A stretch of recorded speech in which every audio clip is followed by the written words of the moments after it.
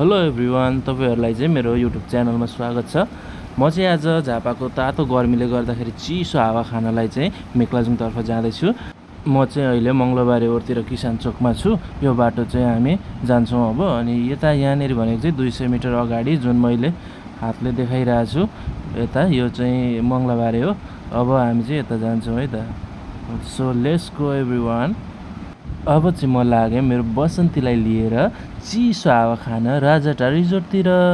So this is the route. यहाँबाट चाहिँ हामी मोडिन्छौँ दाहिनेपट्टि।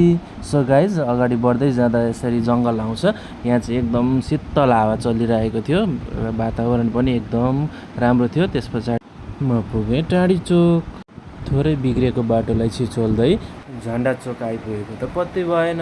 यहाँसम्म आइपुग्दाखेरि एकदम चिसो हुन थालिसकेको थियो। तलको तातो गर्मीलाई देख्दाखेरि त यहाँ त स्वर्ग जस्तो अनुभूत हुन थालेको थियो। हेर्नुहोस् न, यहाँबाट त तलको पोइन्ट भ्यू पनि कति राम्रो। त्यस पछाडि 300 मिटर अगाडिबाट हामी भित्र छिर्यौँ। त्यहाँबाट 1.5 किलोमिटर जति अघि गएपछि हामी आइपुग्यौँ राजाटार। यो चाहिँ हाम्रो राजाटारको वातावरणको दृश्य हो। हेर्नुहोस् त कति रमाइलो, हावा पनि चलिरहेछ। सिरिरी चिसो मौसम भइरहेको थियो। यति बेला हामी आइपुग्दाखेरि त सिमसिमे पानी पनि पर्दै थियो।